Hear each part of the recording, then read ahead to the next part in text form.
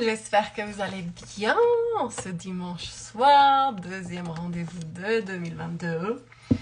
Depuis un nouvel environnement, j'ai déménagé. Vous voyez pas qu'il y a plein de cartons cachés et qu'il fait un peu froid. On tâtonne encore un peu au niveau du chauffage.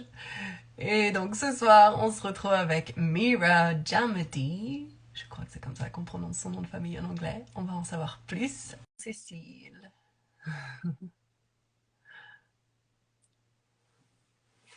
Alors, est-ce que ça marche? Oui. Salut, Salut bonsoir. Mira. Comment vas-tu? Très bien, et toi? Ça va, super. Ça y est, je suis un peu moins dans les cartons. Ouais, c'est cool, Un c'est peu cool. moins. Ouais, Pas ouais, vous ça. vous installez? Ouais, ouais, c'est tout un Trop bien. processus. Ouais, ouais. Merci beaucoup d'avoir accepté mon invitation. Ah bah, ça fait très plaisir. Merci à toi de m'avoir invité. C'est Ben chouette. ouais, j'étais en train de repenser à la première, Mhm. première et seule fois en fait où on s'est rencontrés. À l'époque où j'habitais Marseille et où tu venais donner un atelier. Et on était Mhm. toutes les deux jeunes mamans. Moi, j'arrivais depuis peu à Marseille, depuis New York. J'étais en Ouais, quête de connexion et en particulier avec la communauté euh, internationale parce ouais, que j'aime ça, échanger avec des personnes issues de cultures différentes. Et voilà, ouais, et donc on s'est rencontrés une fois et puis ouais. je suis Mais depuis. j'avais pris connaissance de ton existence avant, parce Ah que oui? j'ai découvert ton blog. Tu avais un blog, je crois. Ouais, quand je suis partie en Inde. Et je ne sais pas qu'est-ce que je cherchais, comment je suis tombée dessus, mais j'ai découvert ton blog et voilà. Donc je te connaissais même avant de Ok. connaître. Ouais, Ah, ouais, tu vois, je savais pas. ouais, ouais. Mhm. En tout cas, ce soir, on va parler donc de ce thème du dharma que j'affectionne tout particulièrement, mais je sais que tu l'affectionnes aussi. Mhm. Toujours le même principe dans ces interviews, c'est d'illustrer avec un parcours de vie particulier ce que vivre son dharma signifie, de montrer que ça peut prendre mille et une formes, que le dharma est propre à chacun d'entre nous et ouais, d'inspirer en fait essentiellement les personnes qui nous écoutent à oser vivre le leur, puisque ouais, ça demande un peu de courage. On m'a déjà répondu, non, moi je trouve que ça demande plus de courage de rester enfermé dans un carcan de conditionnement.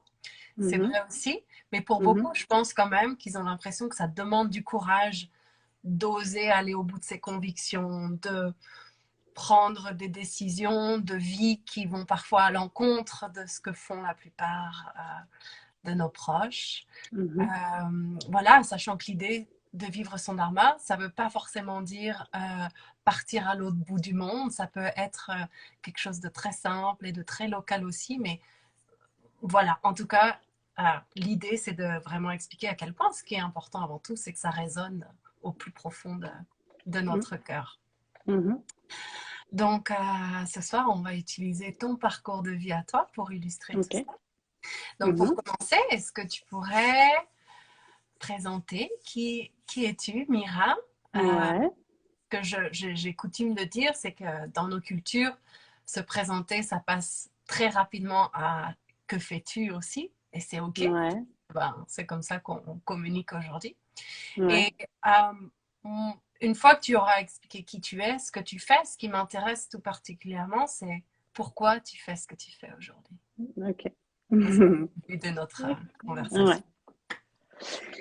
Eh ben, donc, je m'appelle Mira Jamadi et donc je vis en France depuis 10 ans. Je viens de la Californie, de Los Angeles. Et ce que je fais, une chose que je fais principalement, c'est j'enseigne le yoga, le vinyasa. Et donc, une partie de mon histoire, c'est ma vie en France et pourquoi je suis venue et qu'est-ce que je fais là. Et voilà. Et il y a juste avant-hier, je pensais, je sais pas pourquoi, ça m'est venu comme ça et d'avoir l'impression d'avoir vécu plusieurs vies dans cette vie. Et une partie de ma vie, j'ai fait mes études à New York. Donc, j'étais à New York University et j'ai vécu 10 ans à New York. Et ça m'est venu comme ça. Et tout de suite, je me dis, mais ça, c'était vraiment une autre vie, une autre manière de vivre. J'étais une autre personne. Et maintenant, je vis en campagne, dans le sud de la France, mais le saut est énorme. Je suis totalement une Pareil, autre personne. Ouais, on s'est croisés à New York même. ouais, peut-être, hein. Ouais, donc tu vois que c'est. Qu'est-ce qui fait que. Voilà, tu disais, ça ne veut pas dire que si on suit son dharma, on doit bouger à l'autre bout du monde, mais parfois ça arrive. Et une chose qui m'a poussée à venir ici en France, mais c'est juste la sensation intérieure. Donc, je ne peux pas donner une logique, je ne peux pas dire c'est ça exactement qui a fait ça, mais quand je regarde en arrière, il y a un enchaînement d'événements sur un temps qui fait que je suis là. Donc, par exemple, au collège, on avait le choix entre l'espagnol et le français. Je n'avais aucun lien avec le français, avec la France. Rien, c'est pas, je suis ni finlandaise ni indonésienne d'origine. Et j'ai choisi le français. C'était une toute petite classe parce qu'en Californie, tout le monde parle espagnol. Donc, tout le monde a appris l'espagnol et on me disait, mais pourquoi tu prends le français? C'est pas normal. Voilà, ça sert à rien. Je sais pas. Franchement, je ne savais pas. Après, les années plus tard, quand je faisais mes études à New York, en sortant de la fac, j'ai presque heurté contre un jeune homme, un Français qui ne parlait pas anglais, qui me posait des questions sur mon école. Et j'ai fait, ok, je cherchais des mots, j'ai jamais parlé français en fait en dehors de ma classe. On a pris un café ensemble, on est devenus amis. Après, il m'a invité de passer les vacances en France. On est restés potes. Voilà, il y avait vraiment des trucs, un enchaînement d'événements sur un long temps qui fait que bah, je suis là aujourd'hui. Et j'avais vraiment la sensation aussi que dans mon parcours de yoga que j'avais fait tout ce que j'avais à faire en yoga en Californie. Je dis où je peux rester en Californie et continuer à suivre des cours, continuer à me former, continuer à me faire ça, mais je sais pas, il y a quelque chose à faire en France. Je ne savais pas ce que c'était.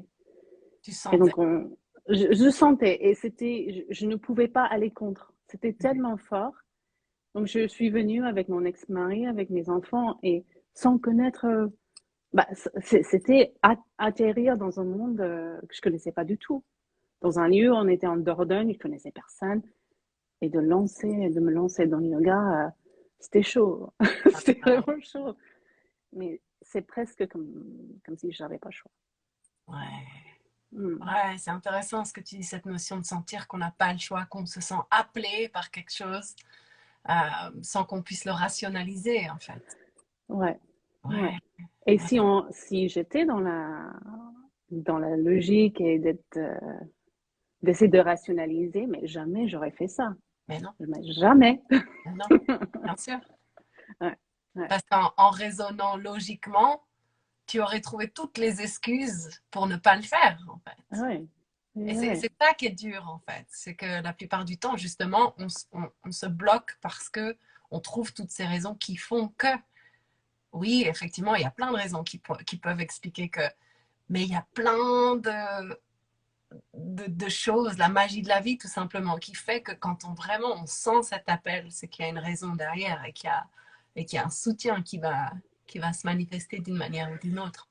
Oui, et je sens aussi qu'il y a cette chose, si par exemple il y a ce saut énorme à faire, comme moi j'avais fait, peut-être comme toi tu as fait aussi, c'est que la vie d'avant, même si c'est dans cette vie, c'est peut-être aussi karmique et ça vient des anciennes vies, pourquoi on atterrit où on atterrit dans les conditions dans lesquelles on atterrit. Mais ça veut dire il y a une partie où on déviait. Ça veut dire que s'il y a cet appel qui est tellement fort, qui pousse, qui sort de la raison, Ben, c'est une manière de la vie de nous ramener sur les bonnes voies. Et Mhm. donc, c'est là où tous nos contextes de vie, où on essaye de rationaliser, en fait, on trouve que, euh, on va dire, c'est hors contexte. Ce n'est pas la réalité de nos dharmas. Mhm. C'est autre chose. Voilà. Ouais, Ouais. ouais. Ouais, et puis c'est vrai que c'est intéressant de voir, et on va y revenir sur le pourquoi tu es venu au yoga, pourquoi tu enseignes. Je sais que tu enseignes aujourd'hui plus particulièrement un yoga qui guérit les traumatismes. Mm. J'aimerais revenir là-dessus et pourquoi tu Mm. fais ça. Mais c'est intéressant de comprendre que ces tranches de vie dont tu as parlé, même si elles ont l'air très différentes, en fait, il y a toujours un fil conducteur qui, qui, qui est le dharma en fait. Sauf Ouais. qu'il peut prendre des formes différentes, mais c'est finalement le dharma, c'est l'essence derrière ce qu'on fait, d'où ma question. Mhm. Donc, si on revient donc à ce que tu fais aujourd'hui, qui est l'enseignement du yoga, est-ce que tu veux expliciter un petit peu plus en détail le type de yoga? Donc, tu as dit vinyasa, mais est-ce que tu Ouais. touches autour du trauma? C'est vraiment ce qui te porte aujourd'hui? Ben, si tu veux, ben, je suis venue à la pratique personnellement en yoga à cause des traumatismes, moi, que je vivais. Et j'avais la grande chance d'avoir un médecin classique à Hollywood qui me disait je pense que le yoga, ce serait bien pour toi. Je dis, ok, pourquoi? Déjà, je prenais des médicaments, j'étais vraiment dans un parcours classique, mais après, elle a dit une fois que j'étais stabilisée, parce que j'avais des crises de panique, des angoisses pas possibles, Ok. agoraphobe à fond, Mhm. donc je sortais plus de la maison, etc. Et elle disait, ben, déjà, tu es très très maigre, et j'ai peur que si tu tombes, tu casses quelque chose, donc j'aimerais bien que tu te muscles. Et aussi, l'aspect méditatif de la pratique, ça serait très bien. Et donc, j'ai commencé. Et dès que j'ai commencé cette pratique, ça m'a, ça m'a tout, j'ai senti que c'est cette chose qui allait me guérir, vraiment. Et à l'époque, donc, j'avais 25 ans, 26 ans, donc presque il y a 20 ans. Il n'y avait pas un yoga spécifique au traumatisme. Ça n'existe pas, cette idée. Donc, j'ai testé beaucoup de choses. Voilà, il y avait certaines choses qui marchaient pour moi, d'autres qui ne marchaient pas. Mais déjà à l'époque, je ne savais pas que j'avais le trauma. C'était, encore une fois, c'était pas un concept il y a 20 ans. Mhm. Euh, et pour commencer, j'étais tellement faible que je n'aurais pas pu faire du vinyasa de toute façon. Mais au fur et à mesure que j'avais pris de ma force et j'avais plus d'énergie, quand j'ai rencontré le vinyasa, sans savoir ce qui se passait, je sentais qu'il y avait des changements vraiment profonds qui se passaient. Donc aujourd'hui, ça existe maintenant, Trauma Informed Yoga, donc c'est un peu le yoga sensible au trauma, que j'ai découvert à des formations aux États-Unis. Et quand j'ai commencé les formations, je dis, ah, maintenant j'ai en fait, je comprends pourquoi le vinyasa marchait pour moi. Euh, Et qu'est-ce que ça fait vraiment ce yoga pour les gens qui ont du trauma dans le corps? Et voilà, c'est par exemple le traumatisme, ça fait paralyser la personne, pas forcément physiquement, mais par exemple, moi, j'étais enfermée chez moi. Je ne pouvais Mhm. pas sortir. Donc, il y a une sorte de, d'aspect où on est paralysé. Donc, le vinyasa, ça fait bouger. Voilà. Ça fait l'expérience du mouvement. Ça, c'est juste un petit exemple. Mhm. Il y a aussi dans les symptômes des gens qui ont le trauma, il y a aussi le perte de son rythme naturel, où on est paralysé, où on est tout speed, où voilà, mais on n'arrive pas à avoir un rythme normal, ou parfois ça accélère, parfois voilà. Et dans le S'écouter, vinyasa, c'est à ouais, s'écouter. Mhm. ouais. Mais c'est vraiment, on est pris en otage par notre système. Donc, même si on aimerait, on ne peut pas. Ça, Mhm. ce n'est pas possible, hein. Et donc, dans le vinyasa, on revient à un rythme naturel, hein, petit à petit. Donc, il y a plein de choses dans le Trauma Informed Yoga, qui en fait se trouve dans le Vinyasa. Mais évidemment, si quelqu'un est assez loin dans les symptômes de trauma, de commencer un Vinyasa tonique tout de suite, c'est trop difficile. Voilà. Donc, on commence au fur et à mesure à trouver un rythme, à trouver un mouvement, etc. Ouais. Du coup, est-ce que tu dirais que cette transmission du yoga que tu proposes, tu le fais parce que toi, ça a tellement changé ta vie que tu as à cœur d'accompagner d'autres personnes à vivre cette guérison, en fait, à travers le yoga, toi aussi? Ouais, tout à fait. C'est tout le long de mon parcours, surtout quand c'était très difficile pour moi, et même aujourd'hui où, voilà, il y a toujours un changement, toujours un mouvement, mais au moment dur, j'étais dans une position où je me dis, mais qu'est-ce que, bah, heureusement, il y a cette chose, le yoga. Heureusement, mais merci la vie, merci à tous nos ancêtres, merci à la lignée du yoga pour cette chose. Et c'était juste une évidence pour moi, la puissance de la pratique, euh, les résultats de la pratique. Voilà, c'était même pas une question. Je me suis plongée dedans et c'est venu ce que c'est. Mais en fait, quand j'ai commencé ma formation, je voulais même pas être enseignante. C'était juste pour moi. Et quand je terminais ma formation, j'ai dit, bon, ok, bon, j'ai fait cette formation, donc pourquoi pas? Pourquoi pas essayer d'enseigner un petit cours de temps en temps? Ouais. Et petit à petit, je ne pouvais pas faire autre chose en moi. Il y avait un moment où je sentais que je vivais une double vie. Donc, il y avait ma vie de yoga et ma vie où j'étais prof au lycée, en fait. OK. Et j'ai dit, mais ce n'est plus possible de vivre ça. Donc, quand je suis venue en France, j'ai dit, je ne fais que ça. Je ne fais que le yoga. Je gagne ma vie en faisant le yoga. Je ne peux pas faire autre chose.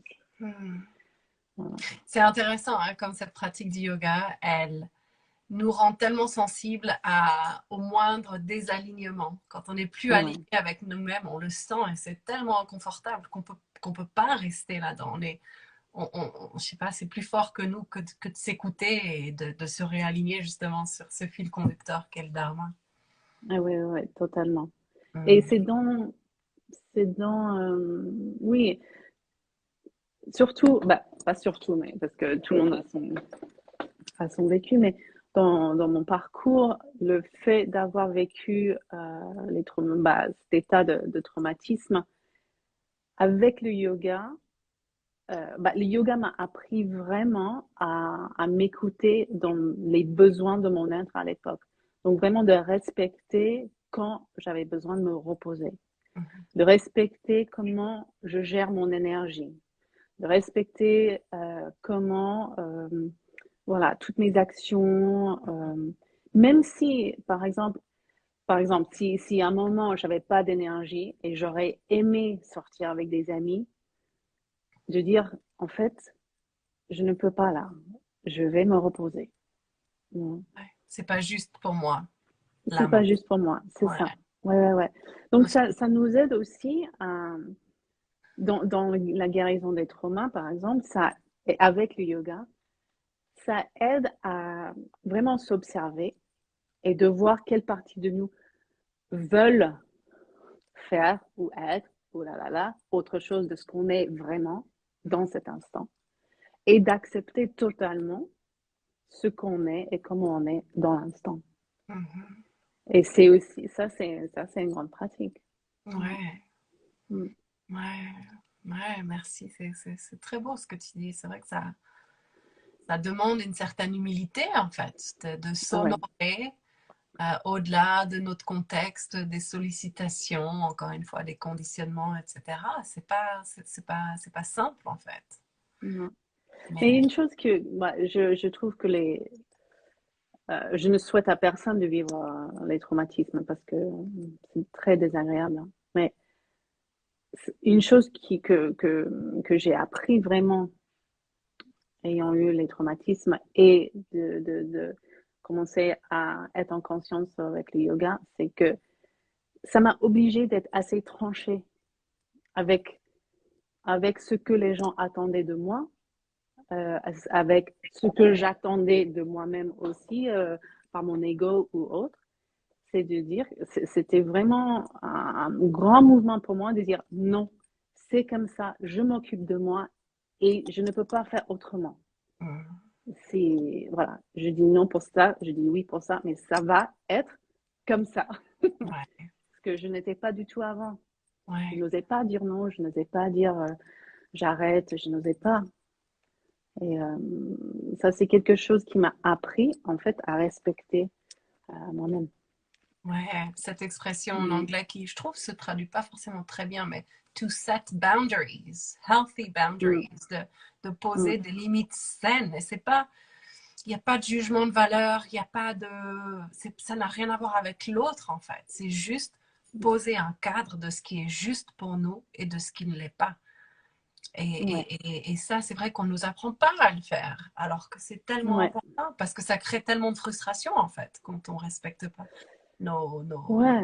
barrières et Ouais, nos ouais, ouais. limites. Mm. Et aussi, il y a si on n'arrive pas, je trouve qu'en travaillant avec beaucoup avec mes élèves et en enseignant depuis longtemps maintenant, c'est que quand on pose ces barrières ou ces limites, tout de suite, bah, je dis pas que c'est pour tout le monde, hein, mais on a souvent cette idée que bah, si je pose les limites là, les conséquences vont être quoi? Bon, comment? On va réagir comment? Qu'est-ce que ta. Mais on oublie la notion de temps, que tout bouge. Mhm. Donc, si dans cet instant-là, j'ai besoin de respecter certaines limites et j'impose mes limites aux autres, ce n'est pas pour toujours, à jamais. Mm. C'est peut-être un jour, 2 jours, peut-être c'est quelques mois, peut-être c'est un an, je ne sais pas. Mais il est important de laisser l'espace pour que les choses bougent et que ça évolue.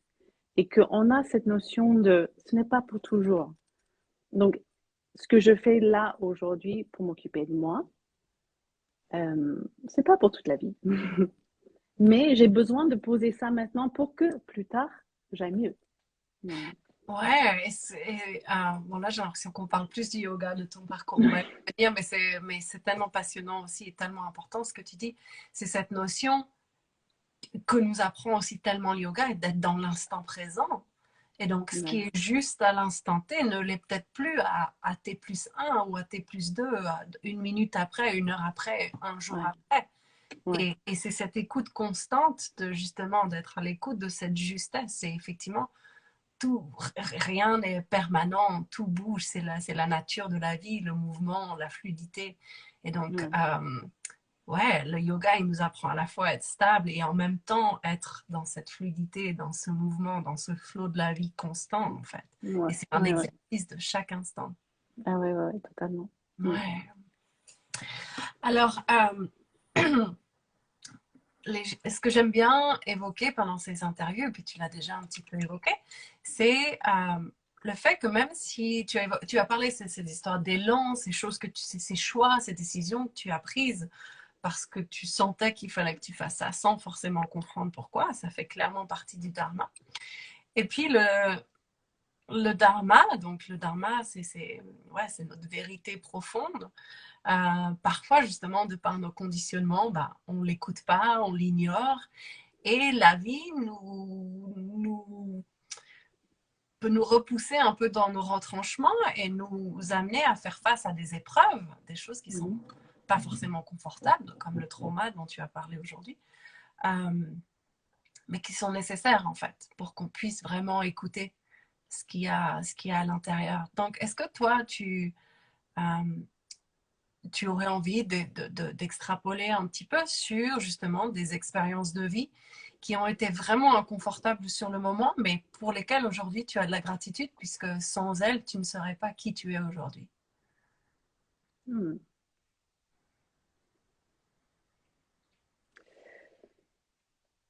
Ben, j'essaie de réfléchir. Oui, il y a forcément beaucoup. celles qui sont plus marquées ou même juste celles qui te viennent Ouais, spontanément. Il n'y a pas de bonne ou mauvaise réponse. Il y a ça. Ce ouais. que tu diras résonnera forcément avec quelqu'un qui nous écoute ce soir. Ouais, mais par exemple, ouais, c'est un gros sujet, mais voilà, c'est le sujet qui monte et voilà, j'en ai parlé déjà, donc j'ai pas de je n'ai pas caché ça, mais d'avoir été née dans la famille dans laquelle je suis née. Mm. Euh, je me suis posé la question beaucoup dans mon enfance et quand plus loin, hein, en tant que jeune adulte, pourquoi je suis venue dans cette famille qui ne me convient pas du tout. Mm. Voilà. Et c'est intéressant de sentir totalement en dehors de ne pas être au bon endroit, de ne pas être avec les bonnes personnes. Et aujourd'hui, je n'ai pas de relation avec ma famille. Donc, ça a pris du temps. Et c'était très dur, très difficile. Euh, mais donc, je sais pas exactement ce qui s'est passé dans mes autres incarnations et pourquoi je suis venue avec eux. Mais c'est aussi une manière de me pousser, d'être moi. Si je suis née dans une famille où j'étais vraiment confortable et tout se passait bien, je peux pas dire que je serais poussée à sortir, à être moi, à me renforcer. Peut-être, peut-être pas, mais je sens aussi que bah, mon histoire de trauma est liée avec ma famille. Et je sens que si déjà je n'ai pas vécu ce trauma, je serais peut-être encore dans un endroit qui ne me convenait pas, donc qui n'était pas banqué pour moi. Voilà. Donc quand on vit des choses très difficiles, on ne sait pas forcément pourquoi ça nous est arrivé. Je ne sais pas si on peut savoir pourquoi on vit certaines choses. Mais c'est intéressant d'observer euh, des changements. Donc, des années de vivre avec des gens qui ne conviennent pas, c'est très, très difficile. Mais en même temps, ça m'a forcé à moi de vraiment m'observer, de vraiment aller dans l'intérieur, de vraiment, quand on est face à quelqu'un où il y a un conflit ou qui touche vraiment profondément en soi de manière pas juste, au moins pour moi, j'étais obligée à faire sortir quelque chose de plus fort en moi, déjà pour vivre ça et de m'affirmer, de dire non, en fait, non, c'est pas, non, je ne suis pas ce que tu dis. Je sais que je suis une bonne personne, par exemple. Je sais que, voilà, j'ai quelque chose à faire de bien dans le monde. Et peut-être à ce moment-là de ma vie, j'avais besoin de, d'avoir ce contraste dans ma vie, d'être poussée à m'affirmer, par exemple. Je dis en gros. Ouais, Mm. ouais. Je je sais plus si c'est justement dans les textes yogiques, mais je crois. Bon, je sais plus d'où je tiens ça, mais tu sais, où on dit justement qu'on choisit avant de s'incarner nos parents et qui sont là justement eux aussi pour nous aider bah ouais, à nous révéler et à nous aider en fait, à nous dévoiler à nous-mêmes, même si c'est super inconfortable parfois, Ouais, pas tout le temps, ouais, mais parfois. Ouais, ouais. Mm. ouais, ouais. Je sais pas pourquoi, je crois que c'est parce que je l'ai repartagé cette semaine, mais ça m'évoque cette phrase de Bob Marley. Je sais pas si c'était un yogi ou un yogi qui Mhm. s'ignorait, mais qui dit You never know how strong you are until being strong is your only option. Tu ne Mm. sais pas, on ne se Ah rend ouais, pas compte très de bien. notre force jusqu'à ce qu'être fort soit notre seule option en fait. Et justement, bah, quand est-ce qu'on est obligé d'être fort? Quand on est face à quelque chose de confrontant, face à quelque chose de dur, de violent, ça peut prendre plein de formes là encore, mais bah, souvent en tant qu'être humain, comme tu l'as dit, quand c'est trop confortable, bah, on se laisse un peu aller comme ça. Mais quand c'est confrontant, bah, on n'a pas d'autre choix que d'être fort en fait. Ouais. Et fort, ça ne veut pas Ouais, être violent, pas du tout. Hein. C'est juste être ancré, posé, avoir ces limites dont on a parlé tout à l'heure. Et quelque part, même si les expériences de vie ont pu être extrêmement difficiles, peut-être qu'un jour on peut avoir un peu de gratitude pour ça, parce que ben, sans ça, en fait, comme je l'ai dit Ouais. tout à l'heure, on ne serait pas les personnes qu'on est aujourd'hui Mm. et on n'aurait jamais touché du doigt cette force intérieure. Ouais. Ouais, ouais. Mhm, J'avais en parlant de la force, j'avais jusqu'à assez récemment, bah, je veux dire, il y a peut-être jusqu'à il y a 2 ans, quelque chose comme ça. mhm. Mais j'avais vraiment un point de vue sur moi comme quelqu'un de faible. Et je me trouvais fragile, faible, ta, ta, ta, ta.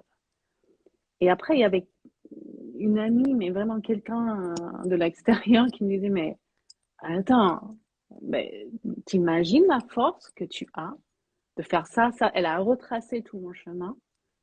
Et j'ai dit, oui, mais là, je suis sur mon canapé, j'arrive pas à me relever, je suis vidée. Elle dit, oui, mais tu es là, quoi, t'es là, tu as vécu ça. Donc, déjà, important de reconnaître cette force. Et Absolument. nous avons cette force, vraiment. Ouais. Ça, c'est quelque chose que je vois vraiment aujourd'hui. Et je trouve qu'on on nous enseigne pas ça. C'est que nous avons la capacité de, de vivre des choses difficiles euh, personnellement. C'est-à-dire que si nous avons, ça vient des enseignements du yoga du Cachemire, donc de Tantra, mais les émotions fortes, par exemple. On nous apprend pas aujourd'hui, je pense, de laisser l'émotion nous traverser et ok, c'est inconfortable, ok, ça peut être douloureux, mais on revient à cette question de temps, ça ne va pas durer longtemps. Mm. Mais dans ce moment d'émotion forte, il se passe beaucoup de choses. Donc déjà, on se renforce dans le passage de cette émotion, cette énergie forte. On s'observe, on sait de quoi on est composé.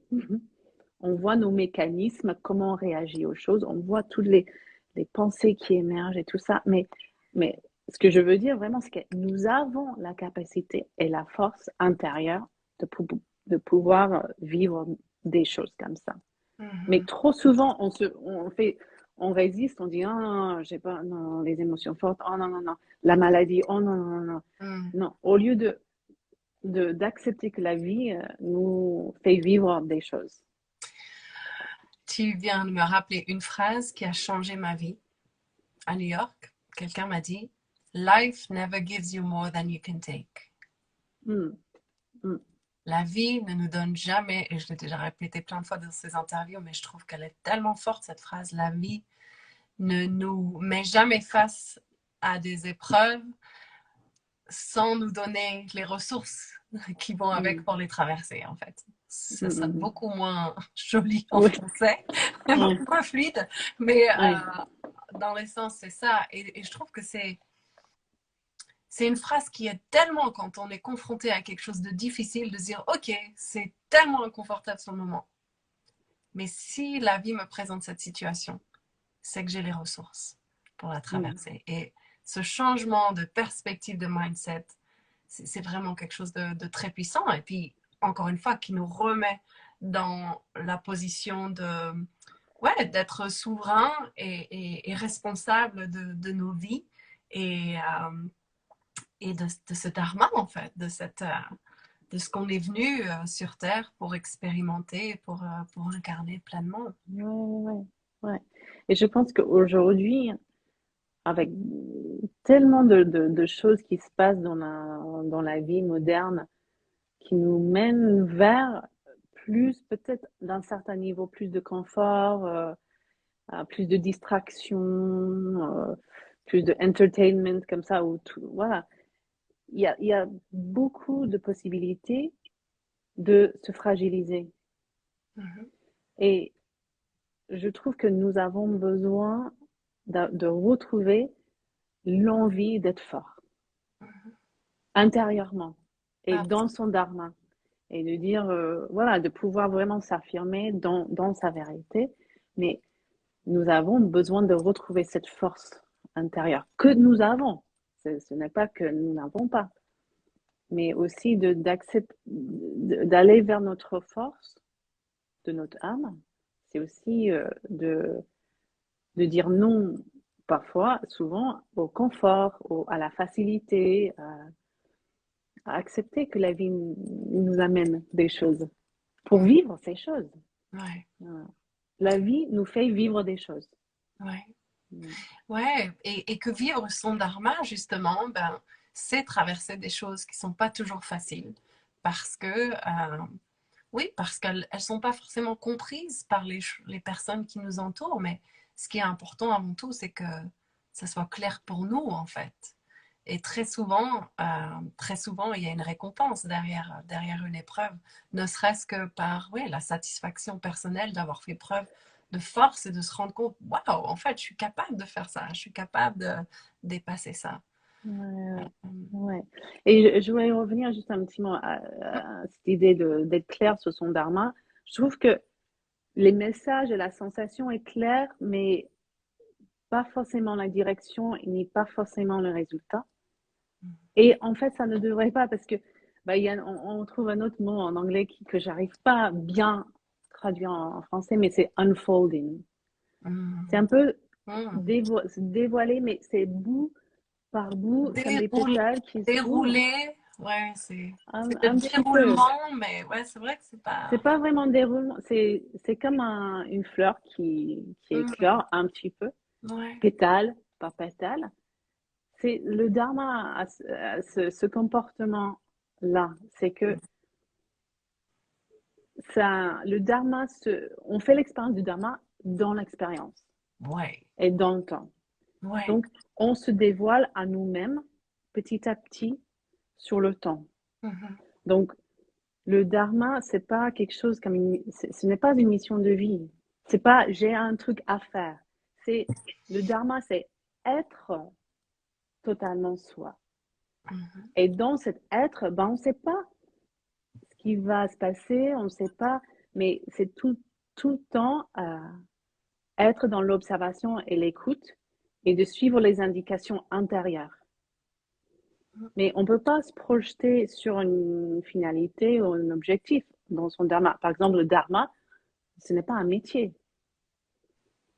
Ce n'est pas un métier. Donc, il y a beaucoup de gens qui Ça pensent que c'est peut un se métier. traduire par un métier, mais ça n'est pas ça. Et c'est pour ça que j'aime poser cette question de pourquoi tu fais ce que tu fais. Qu'est-ce qui te pousse, qu'est-ce qui t'anime à faire ce que tu fais, à être qui tu es. Parce que pour moi, c'est ça en fait. C'est ce feu intérieur qui nous fait aller de l'avant et qui nous fait prendre certaines actions. Et là, ça m'évoque un peu, tu sais, ce speech ou ce livre, peut-être de Simon Sinek aussi, Find Your Why.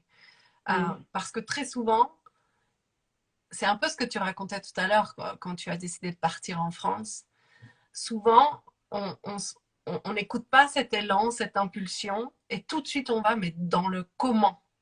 Tu sais, comment je vais faire, Ouais. comment ça va Ouais. se passer, Ouais. comment ça. Mais à partir du moment où on rentre dans le comment, c'est là pour moi où on commence à mentaliser vraiment les choses. Alors que la vie peut tellement prendre des tournures incroyables et inenvisageables par notre petit mental, que le comment, en fait, il vient tout de suite nous figer et nous bloquer. Mais le pourquoi on fait les choses, qu'est-ce qu'on ressent, qu'est-ce qui, tu vois, ce mouvement d'aller de l'avant, d'écouter la vie et les impulsions, c'est ça, en fait, le dharma. Ouais. Assez souvent, bon, on n'a pas dit ça, mais j'ai une formation d'enseignante, une école de formation d'enseignante de Vinyasa.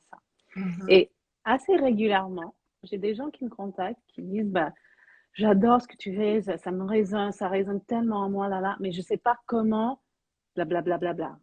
J'ai dit, ça, c'est pas la question. La première question, c'est que, est-ce que tu veux faire ça? Et est-ce que tu arrives à trouver un engagement dans ton cœur qui dit oui, je veux faire ça? Ouais. Et après, on avance. Exactement. Voilà, on avance. Si tu arrives jusqu'au bout de la formation pour peut-être, ou peut-être pas. on ne sait pas. Mais comment n'est pas la question, la première question. Le comment, ça vient, ça vient. Ouais, Mm. Mm. ouais, exactement. J'adore Mm. parce que on l'entend tellement souvent. Et puis moi, la première, hein, ça peut m'arriver encore. Et j'ai fonctionné comme ça pendant des années, donc je sais exactement ce que c'est. Mais c'est vrai, de se mettre des bâtons dans les roues nous-mêmes, en fait, en se disant, mais non, c'est pas possible. Comment, alors que bah, les fois où j'ai fait des sauts dans le vide en me disant, ok, je sais pas comment ça va se passer, mais on y va. Et puis là, la vie te répond, wow, Ouais. au centuple, en fait. Et c'est là que la magie opère.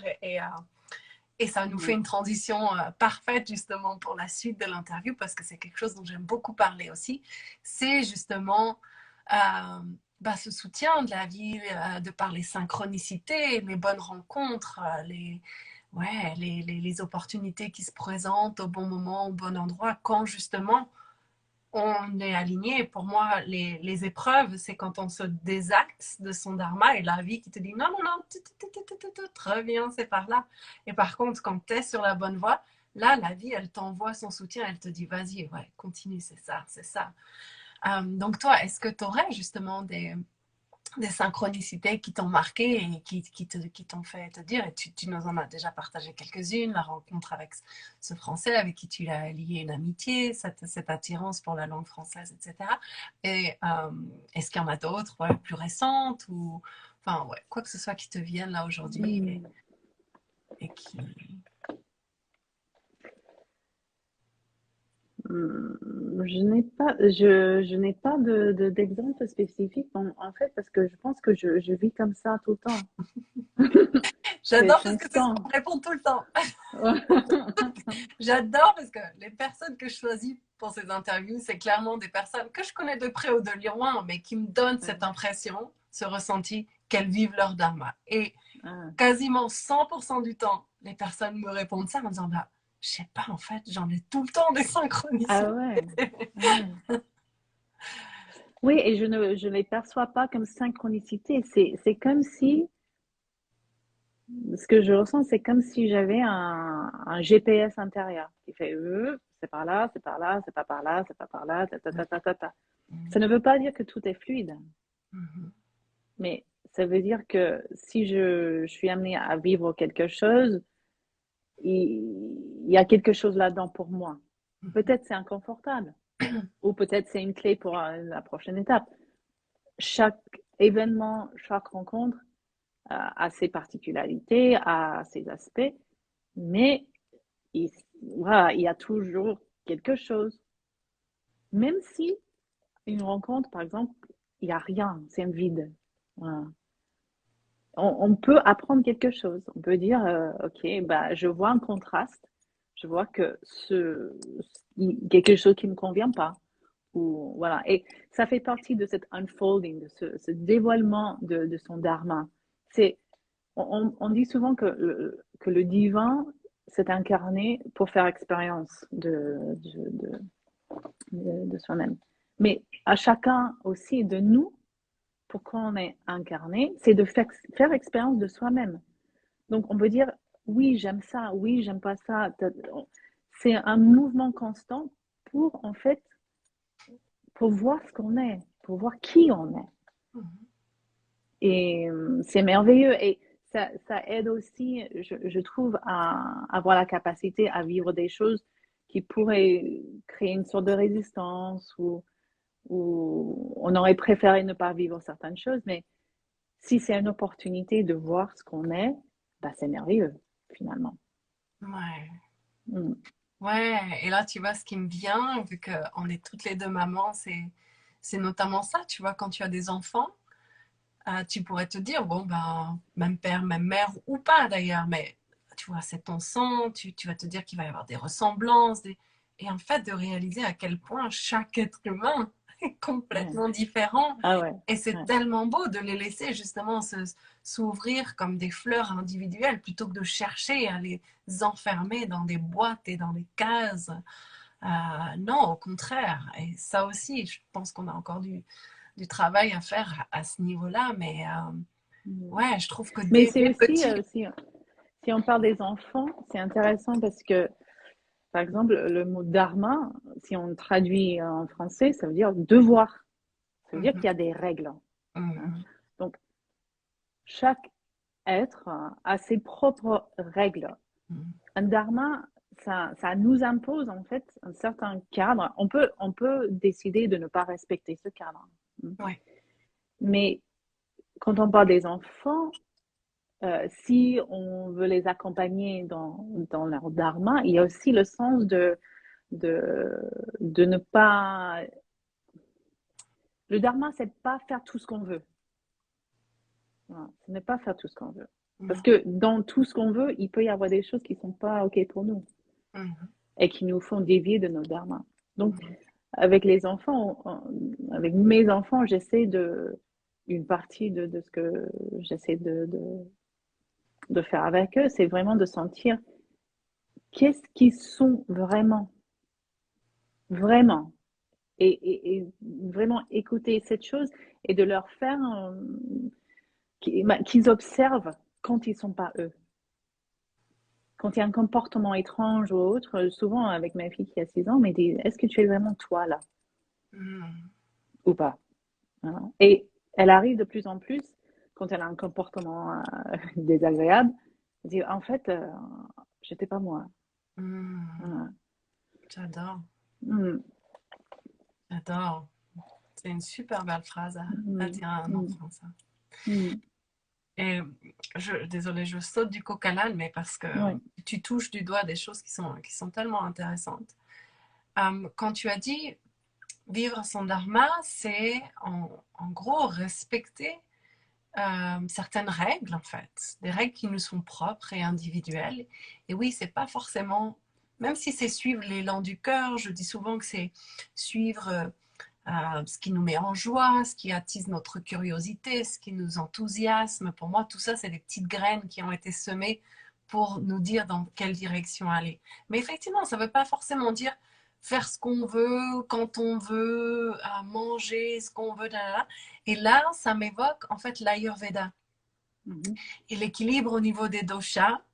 Et cet équilibre très fin, en fait. Alors, euh, en Ayurveda, peut-être tu l'expliqueras encore mieux que moi, mais on a tous une constitution et on est fait de trois dominances principales. Et l'Ayurveda dit que l'idée, c'est en fait de trouver cet équilibre qui nous est propre. Mais ce qui est intéressant, donc il y a une constitution qui s'appelle Kapha, qui est donc le mélange de l'eau et de la terre. Euh, et en fait, il y a une hygiène de vie qui correspond à Kapha, qui va l'équilibrer. Mais ce qui est intéressant, c'est que si je prends l'exemple de l'alimentation, quand on se nourrit de, comment je pourrais dire, les choses qui vont être consommées en excès, Mhm. euh, même si c'est des aliments considérés comme étant bons pour CAFA, ils vont avoir tendance quand même à nous déséquilibrer. Et ce que je veux dire, c'est que parfois, quand on est déséquilibré, on va être attiré par ce qui attise encore plus le déséquilibre. Ouais. Alors que quand on se réaligne, et on parlait de ça tout à l'heure, quand on se désaligne un petit peu, là, on va sentir l'inconfort. Mais pour ça, ça demande déjà une certaine notion de qui on est et de comment on Ouais. fonctionne. Mais c'est vrai que si on n'a aucune idée et qu'on ne fonctionne que par rapport à ce qu'on nous a appris de Ouais. qui tu dois être et comment tu dois fonctionner, tu vas te dire, ok, ben moi en fait j'ai envie de manger du Nutella tout le temps et c'est ça qui me fait du bien. Et je sais pas si je suis claire. Oui, oui, oui, oui, je Tu comprends ce peux. que tu veux dire. Ouais. Mais c'est quelque chose où, par exemple, si on considère l'Ayurveda, si on considère les enseignements du yoga, si on considère les Védas, ce que j'arrive de plus en plus voir, c'est que ce qu'ils décrivent dans ces textes et dans ces enseignements, c'est une sorte de plan idéal. Mhm.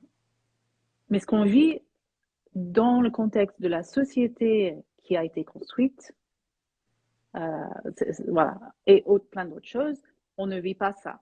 Donc, il y a un moment où il va y avoir voilà, une rencontre Oui. entre ces deux plans. Mhm. Donc, par exemple, l'Ayurveda, à l'époque, comme c'est écrit, en fait, l'intention Ayurveda, c'est pour monsieur, madame, tout le monde. Ce n'est pas pour les yogis, c'est pour tout le monde. Mhm. Et si on ne grandit pas dans ça aujourd'hui, ben, on a beaucoup moins de facilité à suivre des saisons, à dire certaines choses ne sont pas OK pour moi, certaines choses sont pour moi. Et en même temps, dans la société, on a ce contraste de dire ben, un peu la liberté, c'est de faire ce qu'on aime ou faire ce qu'on veut, par exemple. Mais comment on commence à, à, à trouver le sens, en fait, dans tout ça? Donc, je trouve aussi dans mes élèves d'aujourd'hui, quand on parle de suivre son cœur et suivre ce qui te rend joyeuse, je dis, hold on, stop. Parce qu'il faut revenir, en fait, dans ce qu'on est avant de savoir vraiment ce qu'on aime vraiment ou ce que nous rend joyeux vraiment. Donc, il y a toute une partie, on dit, OK, on peut parler de ça, mais plus tard. Maintenant, il faut vraiment comprendre ce qu'on est. Parce que nous, on a été tellement éloignés de nous-mêmes. Même en Ayurveda, on dit on peut pas vraiment savoir aujourd'hui notre vraie prakriti, notre vraie constitution, tellement qu'on a été dévié de ce qu'on est réellement. Donc, il y a cette chose dans la vie d'aujourd'hui de revenir d'abord à comprendre ce qu'on est chacun et de quoi on est composé. Voilà. Qu'on est, cette notion de couche d'oignon dont il faut déjà se délester pour vraiment trouver ce qu'il y a au cœur, et que souvent on a tendance à s'identifier à toutes ces couches qui nous composent, mais en fait qui sont pas nous, qui sont des parties de nous, mais ce qui brûle vraiment à l'intérieur, c'est encore autre chose. Et aujourd'hui, ça prend beaucoup de temps pour faire ça. Et moi, je trouve que c'est difficile. C'est difficile. C'est difficile, rien que mentalement, d'accepter que peut-être toute une manière de vivre, c'est pas OK. Ou toute une manière de percevoir la vie, c'est peut-être pas ça. C'est difficile déjà pour son ego d'accepter. Voilà. Que tout ce que je croyais vrai avant, en fait, c'est pas vrai pour moi, par exemple. Et c'est là aussi que revenir à l'instant présent et écouter ce qui sonne juste à l'instant présent va être hyper important parce que justement, une manière de vie qui nous correspond pendant un temps, une fois, comme toi tu disais tout à l'heure, tu manquais de force, tu te sentais faible, ton médecin qui t'a recommandé d'aller gagner en musculature, te renforcer, etc. Et peut-être qu'il y a des choses que tu as dû faire à ce moment-là et qu'une fois que tu as atteint ce point d'équilibre, de force, c'était plus juste en fait de les faire. Donc on vient à cette notion d'écoute à l'instant T et d'oser remettre en question même les choses qui nous paraissaient évidentes et 100% vérité pendant un temps et de s'autoriser à se dire non en fait c'est plus ok, ça vibre plus, ça vibre plus. Et ça vient dans cette notion de la vie, c'est le mouvement. Donc, il y a tellement de gens qui ont peur de changer, qui ont peur de se remettre en question, de remettre en question les choses plus larges ou de changer des habitudes. Mais et donc, ils veulent rester comme ils sont. Bon, mais voilà. Ça veut dire ce que ça veut dire pour des gens différents. Mais ce qui est ça, ce n'est pas la vie. La vie est le mouvement constant. Le mouvement constant. Et donc, on vient à la notion de non-attachement. OK, on peut vivre certaines choses dans cet instant, dans cette période. On peut voir la vie d'une certaine manière. On peut voir quelques avis sur certaines choses là. Mais c'est normal que ça bouge. Parce qu'on grandit. On grandit. Et si ça ne bouge pas, c'est là où on dit, oh, il y a un problème. Parce que c'est pas la vie. Donc, c'est normal de dire, en fait, je croyais ça avant et aujourd'hui, non. Et on peut sentir que c'est encore une fois unfolding. C'est encore une fois ce que nous sommes, bah, ça nous est dévoilé. On ne sait pas, on ne sait pas. Donc, il vaut mieux éviter de dire je suis comme ça. Ça, c'est quelque chose qui me pose problème avec les enfants. Je pense qu'on a grandi comme ça. Et de dire quelle est ta couleur préférée? Quel est ton plat préféré? Quel est ton ta. Et c'est vraiment de se définir en termes de ce qu'on aime, ce qu'on n'aime pas. Voilà. Et après, de construire une identité tout autour de ça. Ça crée déjà le contexte de ne plus bouger. Ouais, Au lieu de dire, bah, c'est possible que j'aime toutes les couleurs au moment différent de ma vie. Voilà. Ça bouge, ça change, c'est normal. ouais, Voilà. Et le dharma fonctionne de cette manière. ouais, tellement. Ouais. C'est rigolo que tu dis ça parce que quand ma fille me demande c'est quoi ta couleur préférée, je lui réponds tout le temps ça. Ben, en fait, moi j'aime la variété. Il n'y a rien, Ouais. mon plat préféré, moi j'aime quand ça change. Mm. J'aime pas cette notion d'être figé. Et ce que tu Mm. évoquais là, je trouve qu'il y a une image qui est très parlante par rapport au mouvement et à la vie. C'est celle de l'eau. Mm. Quand on pense à de l'eau, l'eau d'une cascade qui coule, qui est transparente, qui est propre, qui est belle, qui brille au soleil, on a envie de se rapprocher. Ah, j'espère que je t'ai pas parlé, ouais. On a envie d'aller toucher, voire même se baigner dessous. Il y a quelque chose qui nous appelle et c'est ce mouvement en fait. C'est vraiment pour moi la cascade, c'est un exemple très parlant de ce qu'est la vie.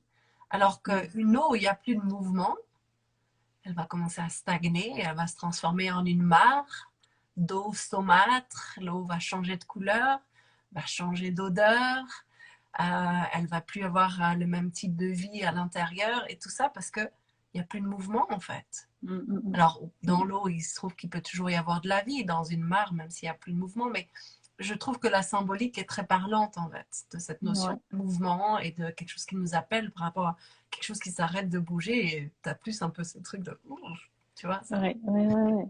Mais ça ne veut pas dire non plus, c'est que c'est comme l'eau aussi, mais il y a des rythmes différents. Parfois, on accélère, il y a un grand mouvement, et parfois, on se ralentit, et Ouais. voilà, on mijote un petit peu dans un instant, dans une situation, et après, ça reprend. Donc, c'est de dire, bon, la vie, c'est le mouvement, ça ne veut pas dire que, oh, ça bouge, ça bouge, ça bouge. Ouais, tout à C'est fait. qu'il y a du mouvement, Il y a du mais mouvement, avec des plus ou moins vitesses, rapide. avec des rythmes différents. Et ouais, Et c'est à magnifique. chacun son rythme. Et comme Ouais, tous notre rythme, un rythme qui nous est propre. ouais, Ouais. ouais, C'est ça ouais. notre dharma en fait, tout simplement de respecter son rythme et sa vérité. Ouais. Mhm. Ouais. Et d'aller de plus en plus en profondeur de sa vérité. Ouais, tout à fait. De voir de plus en plus qu'est-ce que ça veut dire. Quels sont les détails de ma vérité. Mhm. Avec Ouais, curiosité, d'être curieux en fait. ouais, De- ouais, ouais, Ouais, ouais. ouais. Waouh, merci. C'était vraiment très beau tout ce que tu as partagé, Mira. C'était vraiment un très, Mhm. très beau moment. Est-ce que pour Ouais. conclure, tu aurais un dernier conseil pour les personnes qui nous écoutent et qui auraient envie de se Mhm. rapprocher de leur dharma? Bah, c'est plutôt oui, parce que c'est un sujet qui est important pour Oui, moi, mais c'est ce vaste. que j'aimerais vraiment transmettre, c'est que, un, ce n'est pas un métier, Mhm. hein, et que on se révèle sur le temps et sur plusieurs vies, hein. Donc, on a beaucoup de temps à se révéler à soi. Et que, voilà, de vraiment être dans l'instant présent, de se réjouir dans ce qu'on est. Et c'est ça, vraiment, de se positionner, entre guillemets, en ça, c'est le dharma. C'est ça, le dharma. C'est pas, quelle est ma mission de vie? Ce n'est pas ça. Mhm. C'est Ouais, être soi-même. être soi-même. Se Mm. réjouir et s'aimer finalement. Ouais, S'aimer parce que si on s'est incarné de cette façon, il y a une raison. Donc, autant, tu vois, embrace it fully. Ouais. Puis roll with it. Donc, autant vraiment Ouais. l'incarner pleinement et puis y aller, quoi. Même si Ouais. ça va à l'encontre de certaines choses. Ouais. Il y a une raison pour laquelle on s'est Ouais. incarné et on est attiré par ce par quoi on est attiré, etc. Et non, là, je vais juste rebondir ce que tu dis de s'aimer. Ouais. Bah, tu as totalement raison. S'aimer et vraiment, vraiment euh, être vigilant de ne pas vouloir être quelqu'un d'autre. Voilà. C'est tellement subtil parfois. Oh, j'aurais aimé vivre ça, être ça, tata. Non, non, non, non, non, non. Ouais. C'est vouloir être soi-même. Ouais. Mm. Merci, merci, Mm. merci pour tous ces mots tellement, tellement sages. Mm. Est-ce que pour terminer, tu as évoqué ta formation yoga? Est-ce que tu peux nous partager ton Ouais, actualité du moment? Ou est-ce que... ouais, ouais, ouais. Eh ben, en fait, en ce moment, on s'apprête bah, en février, on a une deuxième rentrée dans la formation. On peut rentrer dans ma formation d'enseignant de Vinyasa un peu quand on veut, mais il y a des moments vraiment propices Ok. pour entrer dans la formation. Et février, nous commençons avec le module Terre. Et la Terre, on fait tous les éléments. Mhm. La Terre, c'est vraiment, on commence avec la matière brute de soi-même. Et on commence vraiment à se regarder au niveau de cette matière brute et ce qu'on va transformer dans un processus alchimique du yoga. Mhm. Et donc ça, c'est la formation 340 heures et de Vinyasa. Ok, Et c'est début février, ça commence. génial.